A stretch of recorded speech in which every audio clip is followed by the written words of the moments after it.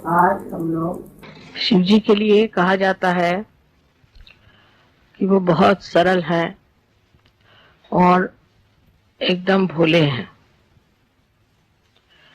इसीलिए उनको जानना बहुत कठिन है।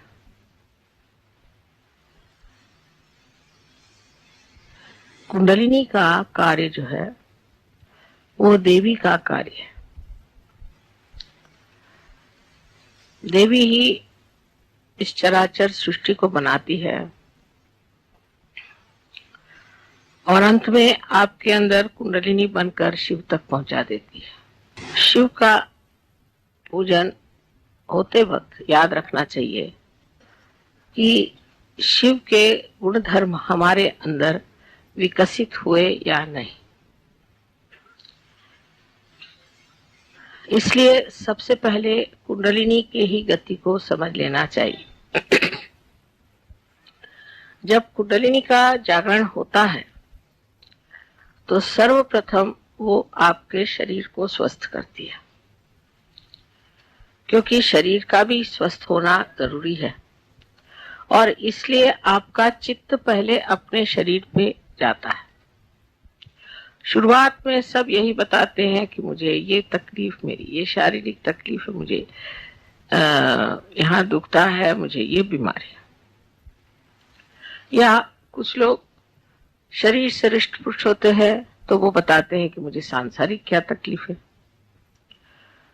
क्योंकि जब हम लोग जागृत अवस्था में होते हैं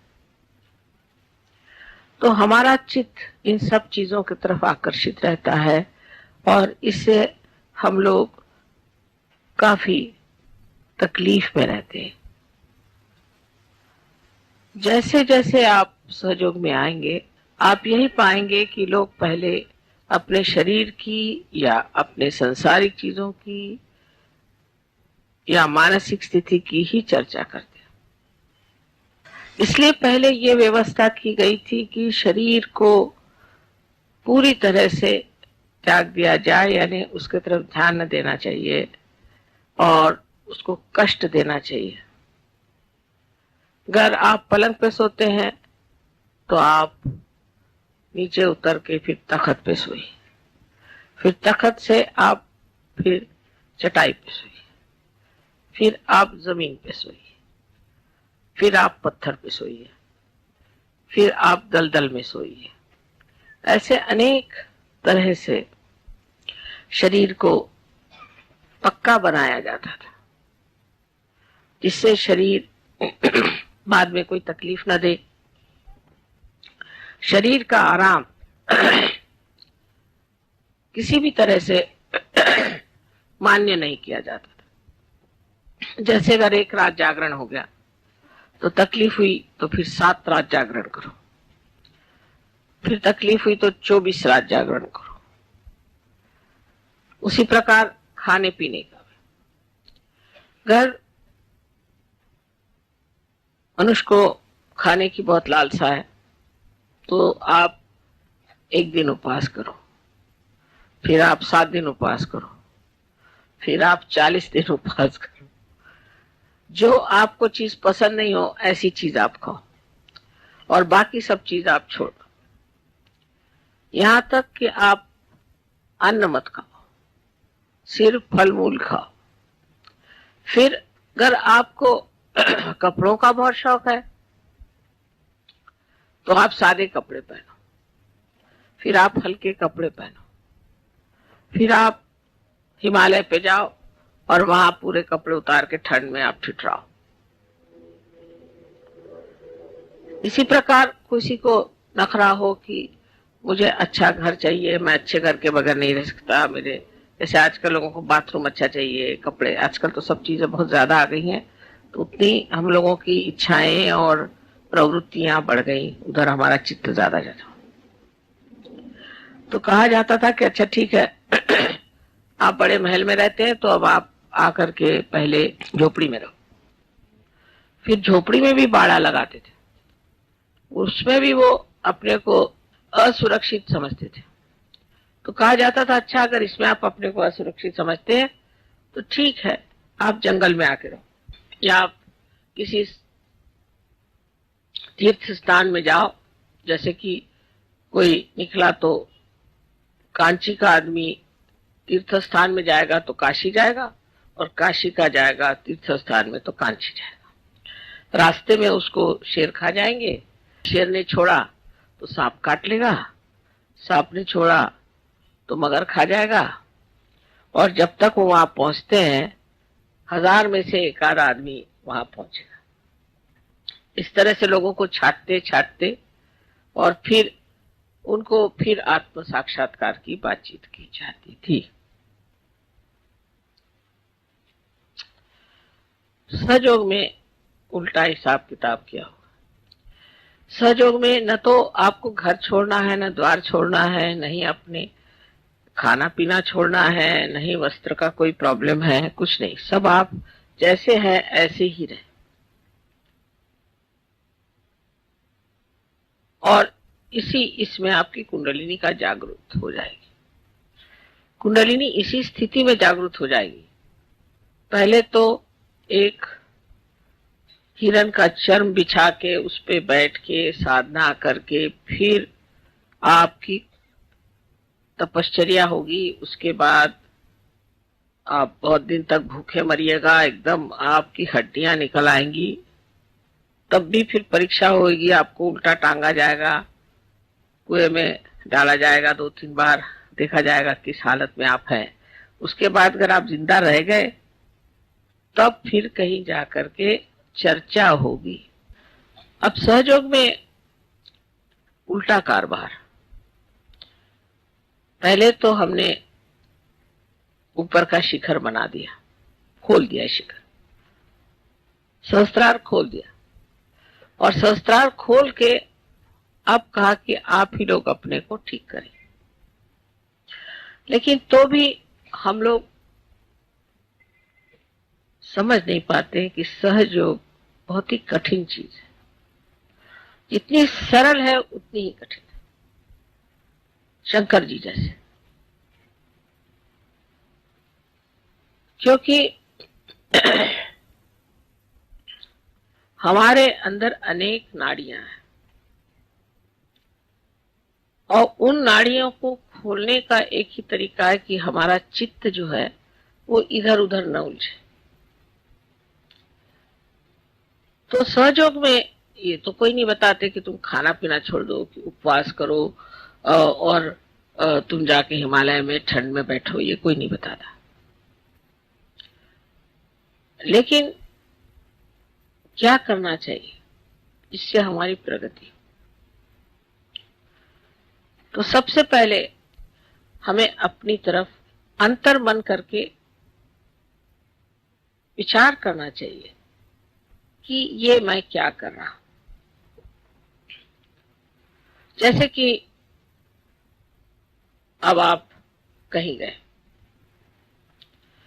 और आपने देखा कि आपको सोने की जगह नहीं मिली, तो फौरन आप शिकायत करना शुरू कर देंगे, माँ देखिए हमें सोने की जगह नहीं मिली। उस वक्त ये सोचना चाहिए कि मैं ऐसे क्यों कह रहा हूं, क्योंकि मैं अपने शरीर के बारे में चिंता कर रहा हूं कि मुझे सोने की जगह नहीं मिली, मुझे ठीक से जगह नहीं मिली, और मैं अपना चित्त इसी में डाले जा रहा हूं। अब उस वक्त में यह सोचना चाहिए कि अच्छा हुआ कि मुझे जगह मिली नहीं, अब सो जैसे सोना। अपने शरीर की ओर देखे ना, सो, अब यहीं सो, यहीं सोना होगा, तू सहयोगी है।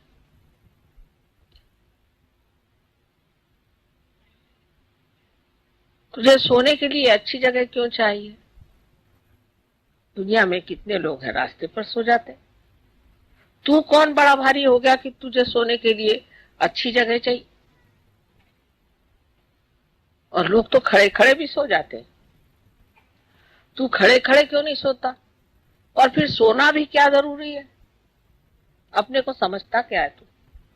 ऐसे अपने शरीर से प्रश्न पूछना चाहिए। एकदम आफत आ जाए अगर कोई एक बार खाना न खाए तो। मैंने देखा है, आफत आ जाती लोगों पर अगर एक बार खाना न मिले। अगर एक दिन खाना नहीं मिले तो बहुत अच्छा सोचना चाहिए, अच्छा हो गया, अब मैं देखता हूं तुझको क्या होता है तेरा। तू मर जाएगा क्या, ऐसे शरीर को धिक्कारना चाहिए। खुद ही अपनी तरफ से शरीर को धिक्कारना चाहिए। अब जैसे आजकल तो बहुत ही ज्यादा शरीर के चोचले निकल है, जैसे कि ये हमने कपड़ा पहना तो उसका मैचिंग होना चाहिए, ये फलाना है, मतलब इस तरह की आधुनिक चीजें निकल आई हैं और उसके जो नॉर्म्स परिमाण है वो इतने ज्यादा कृत्रिम है कि हम लोगों को समझ में भी नहीं आता है कि हम इस कृत्रिमता के एक पूरी तरह से गुलाम हो जा रहे हैं। इसका मतलब ये नहीं कि आप विक्षिप्त हो जाएं, इसका मतलब ये नहीं कि आप अजीब से कपड़े पहन के घूमिए, और इसका मतलब ये नहीं कि आप हिप्पी विप्पी हो जाए, ये मतलब नहीं। पर समझ लीजिए किसी स्त्री को एक मैचिंग ब्लाउज नहीं मिला तो उसको तो लगता है कि वो गई काम से बिल्कुल खत्म। पहले जमाने में कोई मैचिंग पहनता ही नहीं था। अब अगर उसके मैचिंग फिर वो स्वेटर नहीं मिला तो फिर तो समझ लीजिए कौन देखता है आपको क्या पहने न पहने।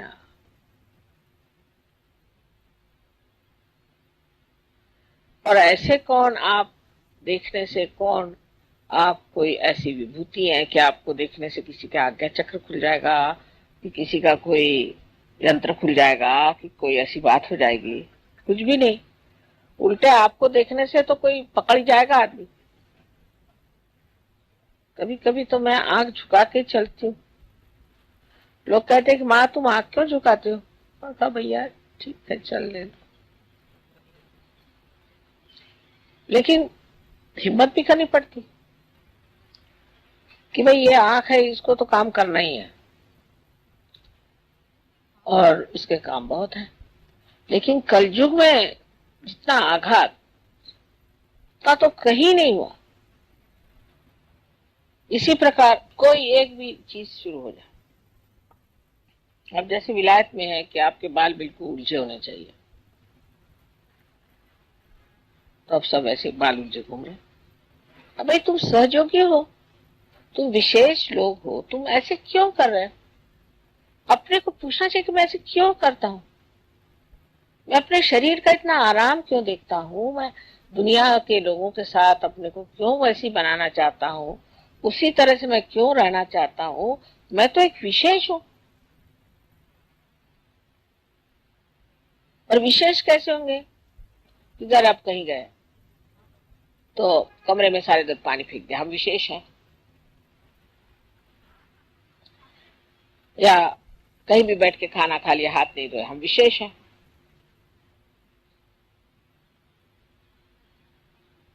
विशेष का मतलब ये कि आप में जो ये चित्त की चल विचल है उसे रोकना है। चित्त को लीन करना है चैतन्य में। फिर से सुनिए, चित्त को चैतन्य में लीन करना है। पर चित्त अगर इधर उधर उड़ा रहे तो वो चैतन्य में कैसे लीन होगा? तो पहले तो इस शरीर को, इस मन की इच्छा है, मन की भी 50 इच्छा होती। आपके हृदय में जहाँ शिव जी का वास है वहां 4 नाड़ियां हैं, उसमें से एक नाड़ी मूलाधार तक जाती और उससे आगे नर। सो लोग यही कहते हैं इसमें क्या खराबी।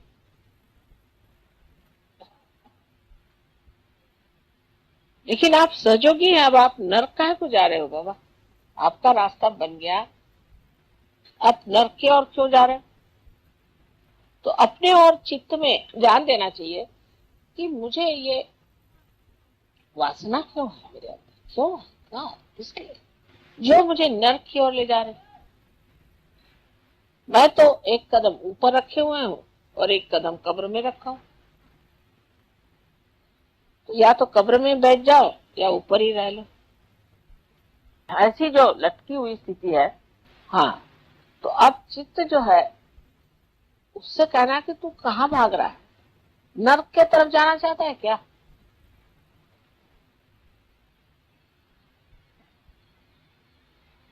उसकी दूसरी नाड़ी, वो नाड़ी हमें इच्छाओं की तरफ, इसीलिए बुद्ध ने साफ साफ कहा था कि कोई सी भी इच्छा करना यही हमारे मृत्यु का कारण है। इसीलिए हम बुढ़े भी हो जाते हैं और इसलिए हम बीमार करते हैं, क्योंकि हमें इच्छा होती है, इसलिए डिजायरलेसनेस होना चाहिए, इच्छा हमारी बिल्कुल खत्म हो जाती है। लेकिन वो खत्म नहीं होती, एक शुद्ध इच्छा मात्र रहनी चाहिए। वो कैसे हो? शुद्ध इच्छा इस तरह से हो सकती है कि आप सोचे मुझे इसकी इच्छा क्यों हो रही, इस इच्छा की ओर मैं क्यों दौड़ा जा रहा हूं, ऐसी मैंने अनेक इच्छाएं की, उससे मुझे क्या फायदा हुआ। तो जो कुछ भी मिला है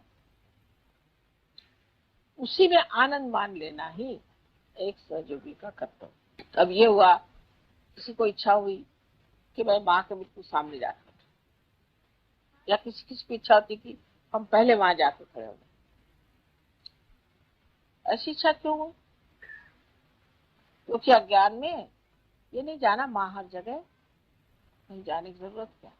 तो शुद्ध इच्छा की जब आप इच्छा रखें, तो जब कुंडलिनी चढ़ती है तो ये जो इच्छा की नाड़ी नीचे की तरफ मुड़ी हुई है वो ऊर्ध्वगति उसको हो जाती, उसमें शुद्ध इच्छा भर जाती। इच्छा मनुष्य करता है इस विचार से कि इससे मुझे सुख मिलेगा, आनंद मिलेगा, मिलता मिलता कुछ नहीं। तो इस इच्छा को जो है आपको आनंद में लीन कर देना चाहिए, क्योंकि शिव का तत्व जो है आनंद, उनका स्वभाव आनंद है। इसलिए हर एक चीज में आनंद खोजना चाहिए, तब किसी चीज की त्रुटि ही नहीं लगेगी। दोष देखना या हर एक चीज में ये ऐसा होता तो अच्छा होता, बहुत लोगों को आदत है। मैंने अब रास्ते से जा रहे तो कहेंगे कि यहाँ पर इन्होंने फूल क्यों नहीं लगा दिया, फिर कहेंगे कि यहाँ पर से मार्ग दिखाने का ठीक से उन्होंने ये क्यों नहीं लगाया, ये रास्ता ऐसे ही मोड़ के क्यों नहीं गया। अरे बाबा, आपको म्यूनसिपालिटी में है, आपको क्या करने का, जो है सो है, आप काय को बड़बड़ कर रहे। लेकिन दूसरे के बारे में हमेशा कहेंगे इसमें ऐसे करने से ठीक होगा, उसमें ऐसे करने से ठीक होगा। वो जो आप सोच भी रहे हैं वो कार्यान्वित भी नहीं हो सकता, वो तो कार्यान्वित भी नहीं हो सकता, आपका कोई मतलब ही नहीं है उससे। अब जैसे बहुत से लोगों में होता है, सिनेमा में गए तो उसमें कोई सीन दिखा रहे कि एक आदमी जा रहा है और अब वो किसी पहाड़ी से गिरने वाला है, तो लोग कहेंगे अरे अरे कहाँ जा रहे तुम, गिर जाओगे। अब वो तो सिनेमा में जा रहा है, वो कोई तुम्हारी बात सुन रहा है क्या? उसी तरह से हर एक चीज का ठेका लेके बैठते हैं, और इस तरह से अपनी बुद्धि में भी पूरी तरह एक विचारों की श्रृंखला बना देते हैं। लेकिन जो कुछ आप देखते हैं वो देखना देखना मात्र हो, देखना मात्र, तो निरीक्षण हो जाता है, एक कटाक्ष में भी निरीक्षण हो जाएगा और चित्र सा आपके अंदर बन जाएगा।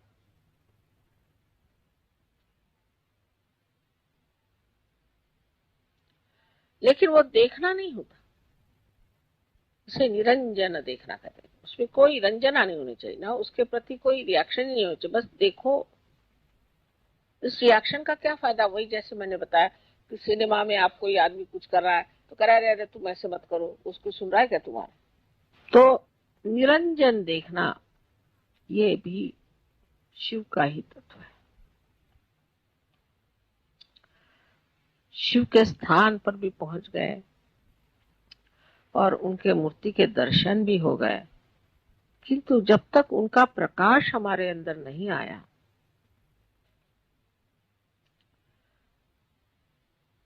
तो सब व्यर्थ ही है। अब तीसरी नाड़ी है, उसमें प्रेम उभरता है। प्रेम मारे मेरा बेटा, मेरी बहन, मेरा भाई, मेरा बाप, मेरा पति, ये सब दुनिया भर की रिश्तेदार। इसमें भी बहुत लोग उलझे रहते हैं। सहयोग में आने के बाद भी मैं सालों तक देखती हूँ कि वो छूटता ही नहीं उनका। वही वही बातें, वही वही बातें। जब देखा तो मैं तो भागती हूँ, अरे बाप रे आए फिर से। मेरे भाई का ऐसा हुआ तो मेरे बहन का ऐसा हुआ तो मेरा फलाना ऐसा तो ठिकाना ऐसा, मेरे लड़के ने ऐसे किया तो लड़की ने ऐसे किया। अब ये कहना कि ये रिश्तेदारी वृथा है तो ये तो बात ठीक नहीं। तो ऐसा मत कि अपने बच्चों के लिए आप किसी को मर्डर भी कर दें, किसी को खत्म भी कर दें, कुछ भी कर सकते हैं इस ममत्व के लिए। कोई पत्नी के लिए, कोई प्रेयसी के लिए, तो कोई पति के लिए। तो इस कदर उसमें आदमी अपने जीवन को व्यर्थ करता है और उसके बाद देखते हैं कि जिनके लिए इतना किया वही आपके दुश्मन है, वही आपको सता रहे हैं, सबसे ज्यादा दुख वही दे रहे हैं। और आपको और भी ज्यादा दुख इसलिए होता है कि इन्हीं के लिए हमने इतना किया और इन्होंने हमारे लिए किए। अगर किसी के ऊपर जरा सा उपकार किया और उन्होंने आपको तकलीफ दी तो और भी दुख लगता है कि बाबा इसके लिए इतना करने पर इसने ये किया।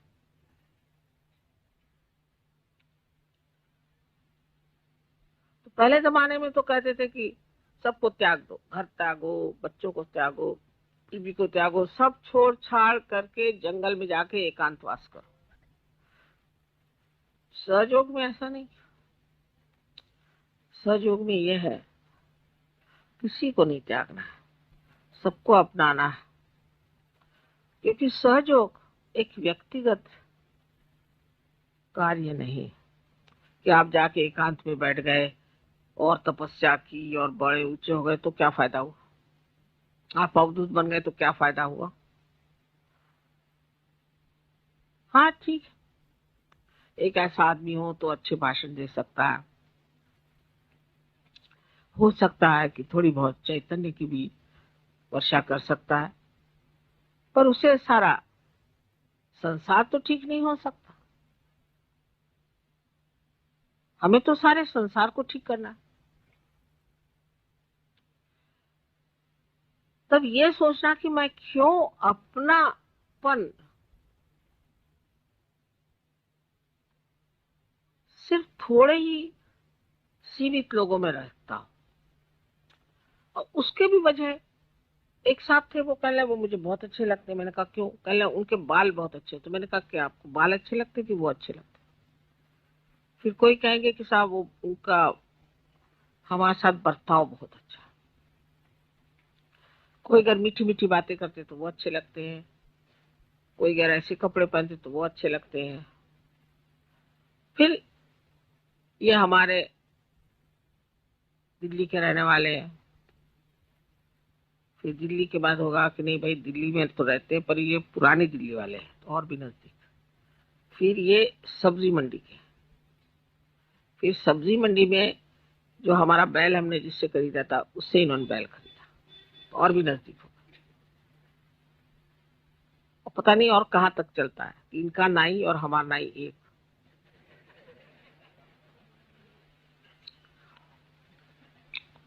और बड़े गले मिलेंगे, वाह वाह वाह वाह। नहीं तो ये बम्बई वाले हैं, दिल्ली वाले हैं, ये फलाने हैं, ठिकाने हैं, ये। अरे आप अब विश्व के नागरिक हो गए, अब कहाँ बम्बई और कहाँ दिल्ली और कहाँ मद्रास, ये अगर आपके दिमाग में अभी भी बैठा हुआ है तो अभी आप सहयोग को समझे नहीं।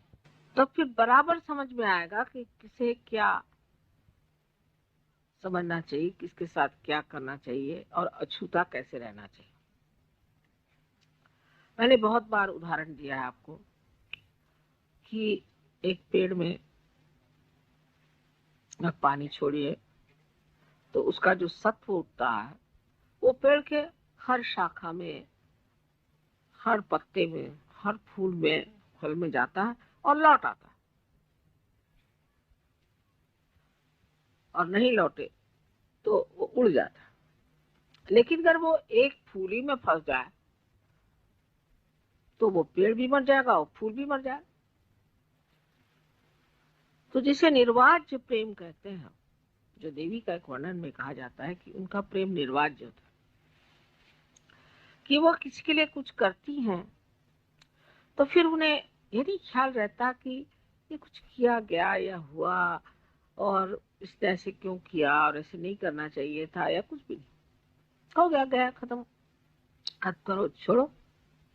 वो चिपकता नहीं दिमाग में, रात दिन वही गुनगुन लगी नहीं रहती। कोई भी चीज में उलझता नहीं मन, क्योंकि वो करुणा के सागर में लीन हो गया। और करुणा के सागर में जो लीन हो जाता है वो बस अब कोई आ गया उसको कोई तकलीफ लगता, बाबा इसकी तकलीफ ठीक कर दो। अब वो जाकर के बाद में छुरा लेके भी आए चाहे कुछ करे, ये विचार नहीं आता। तकलीफ है ना, अब ठीक कर दीजिए, इनको परेशानी ठीक कर दीजिए। हालांकि मैं जानती हूँ कि कोई कोई परेशानियों में कोई अर्थ नहीं है, लेकिन तो भी बहुत गंभीरता से उसको सुनती हूँ कि भाई क्या परेशानी बताओ, हाँ फिर ऐसा है तो फलाना है। छोटी छोटी चीजें भी कोई बताए। अपने अपने दायरे से लोग मिलते हैं, उनके दायरे में मैं नहीं उतर पाती, अगर वो मेरे दायरे में नहीं उतर पा रहे हैं तो ये उनका दोष नहीं, उनको उतरना चाहिए। उनको इसी दायरे में उतरना चाहिए जिसे करुणा कहते हैं। करुणा करुणा के लिए होती है, किसी काम से, किसी वजह से, किसी मतलब से, किसी रिश्ते से नहीं होती।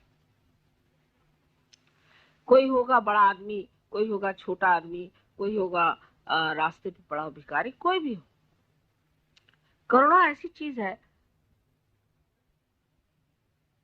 कि वो जैसे कि कहीं आपने देखा है कि समुद्र है, कहीं भी गड्ढा हो जाए उस पानी भर देगा, कहीं भी कोई त्रुटि हो उसको भर देगा। इसी तरह से करुणा का स्वभाव ही है कि उसने देखा इनको तकलीफ, अच्छा चलो इसके आंसू पोंछ दो, उसके आंसू पोंछ दो, उसकी तकलीफ निकाल दो। उस वो इसलिए नहीं कि कुछ उससे मांगना है लेना है, ये मतलब नहीं, वो सिर्फ इसीलिए कि वो स्वभाव ही है। पानी का स्वभाव, सागर का स्वभाव, तो वो स्वभाव होने के लिए, स्वभाव भी शब्द कितना सुंदर है। स्व माने आत्मा और आत्मा का भाव, जब वो आत्मा का भाव आपके अंदर आ जाए, सिर्फ करुणा, फिर ये सब चीज टूट जाएगी कि दिल्ली रहने वाले, बंबई रहने वाले, फलाना ठिकाना कुछ याद नहीं रहेगा, उसका महत्व नहीं रहेगा।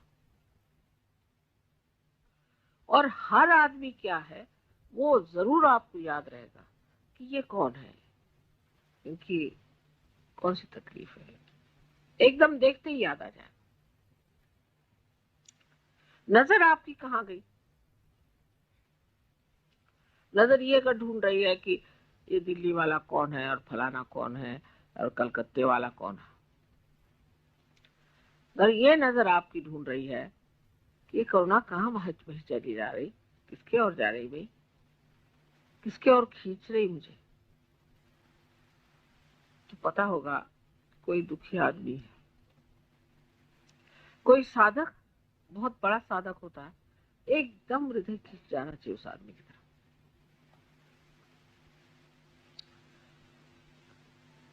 और ये करुणा ही सब आपको सुमति भी देती है और स्मृति भी देती है, मेमोरी देती है। क्योंकि जितनी निकटता करुणा से आती है उतनी किसी भी रिश्ते से नहीं आती। ऐसी विशेष चीज है करुणा। और इस करुणा में अपने को लीन कर लेना, इस ममत्व को लीन कर लेना ही सहयोग में उन्नति का मार्ग है। क्योंकि मैंने कभी नहीं कहा कि आप अपने बाल बच्चे छोड़ दो, घर छोड़ दो और घर से निकल के अपना जितना पैसा कौड़ी मुझे ला के दे दो। घर बेच दो, बीवी को भी बेच दो, बच्चों को बेच दो, सब पैसा मुझे दे दो। ऐसे ही कहते हैं ना साधु संत जो आजकल निकले। लेकिन इनके उल्टे सहयोग है। आप जैसे भी हो, जहां भी हो, अंदर ही अंदर बढ़ते जाओ। वो अंदर देखे बगैर तो नहीं होगा। फिर ये सोचना है कि क्या मैं करुणामय हूं। किसी को अगर कुछ है, अब उससे कहा कि नहीं भाई इस बार नहीं हो सकता, बहुत बुरा मान जाते। माने सारा ममत्व अपने ही बारे में, मुझे क्या मिलना है, मैं क्या पाऊंगा, मुझे क्या लाभ होगा। लेकिन ममत्व बाहर नहीं। कौन किस दशा में कैसा भी हो, करुणा अपना रास्ता खुद ही ढूंढ लेती बड़ी सुंदरता से। वो बड़ा आनंददायी है। करुणा का पाना, उसमें बहना और करुणा में अनेक तरह के कार्य होना आनंददायी तो है। लेकिन उस आनंद में लोभ नहीं होता कि ये आनंद मैं बार बार पाऊं। उसकी प्रचिति नहीं, कॉन्शियसनेस नहीं होती।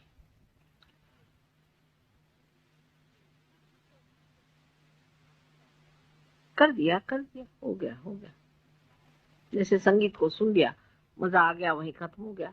उसी तरह से कोई काम है, कर दिया, खत्म, लीन हो जाती चीज। अब चौथी जो हमारे अंदर नाड़ी है वो अत्यंत महत्वपूर्ण है हृदय में। और वो चौथी नाड़ी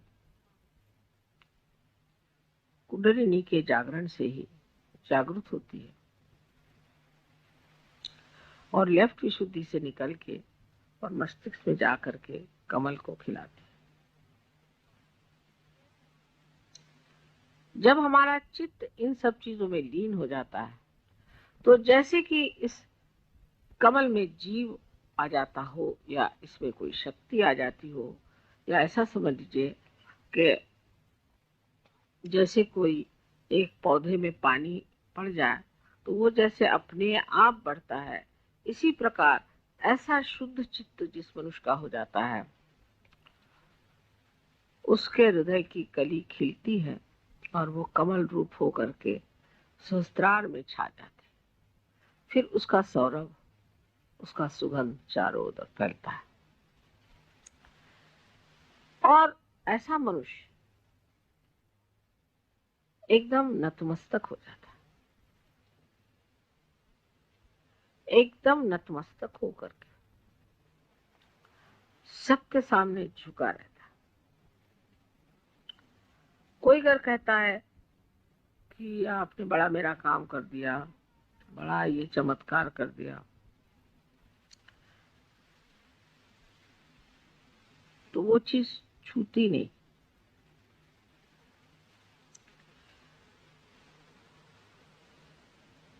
जैसे कि आनंद की लहरें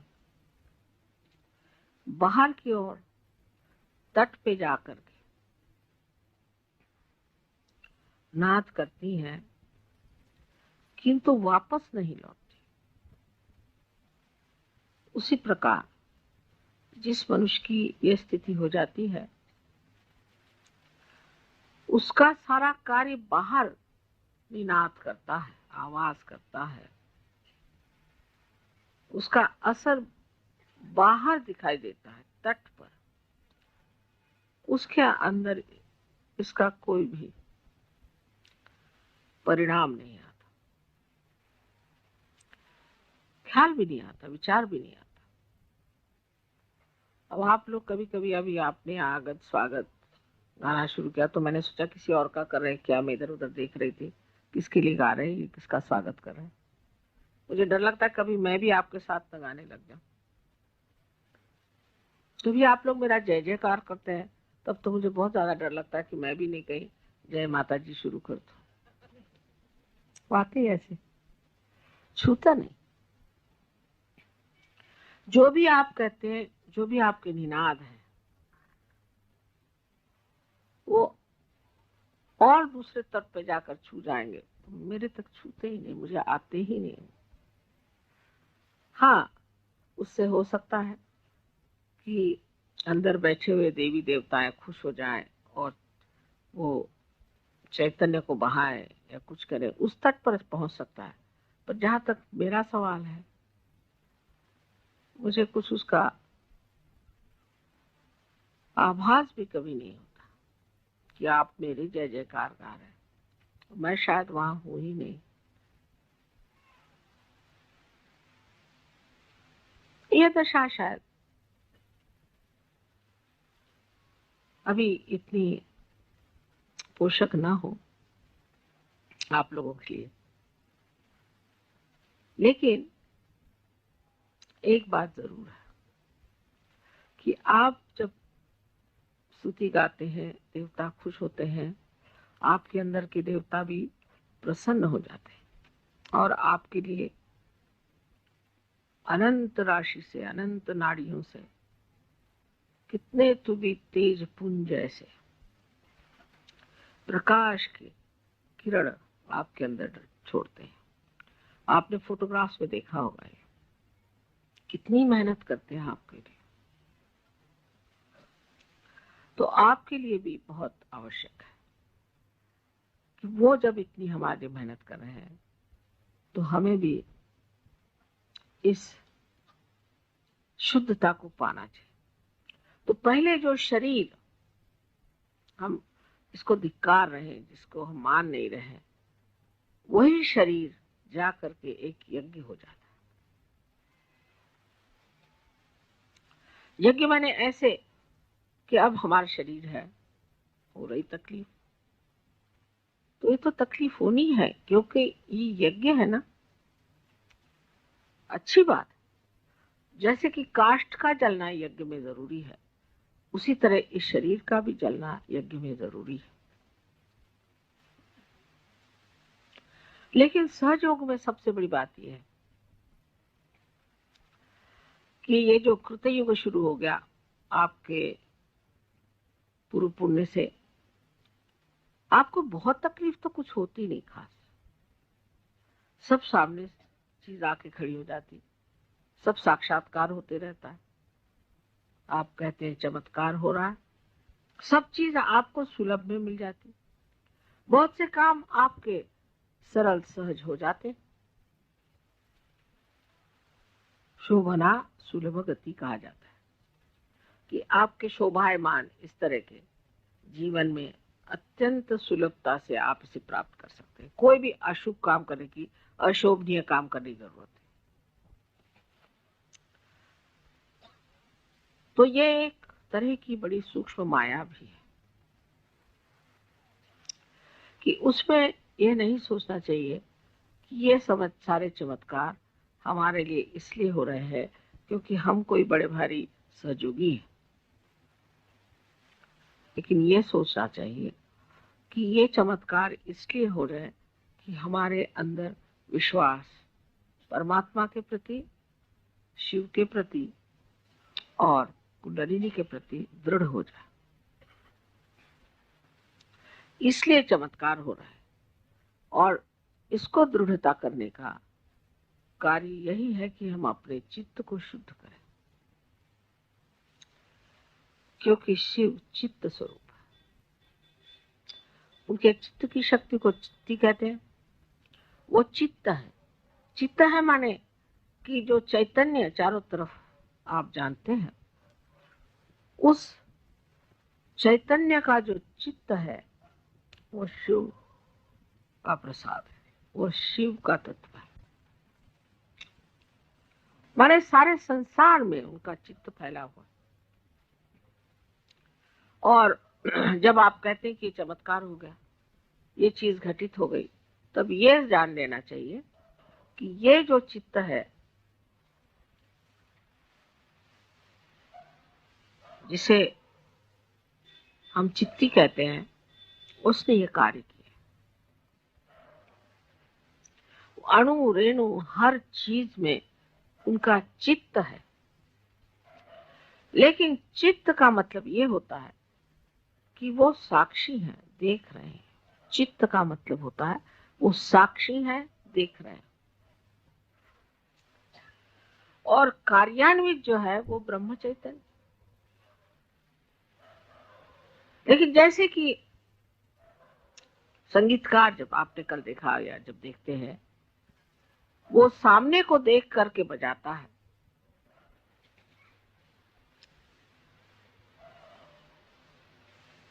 उसी प्रकार ब्रह्म चैतन्य उस चित्त की दृष्टि को देख करके ही कार्यान्वित होता है।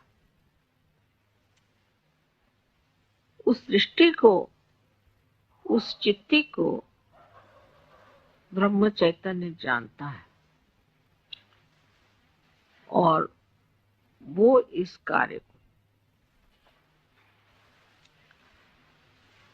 तब करता है जब उस चित्ती को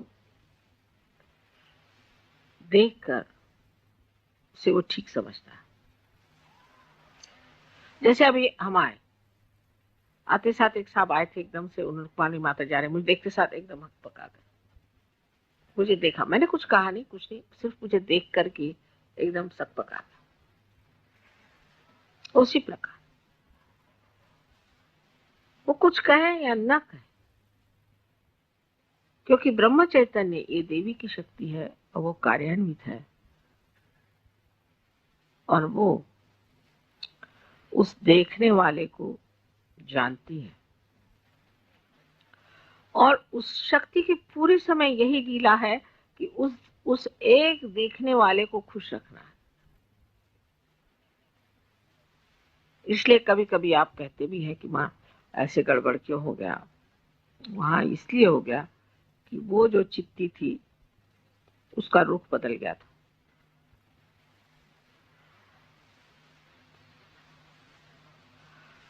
अगर आप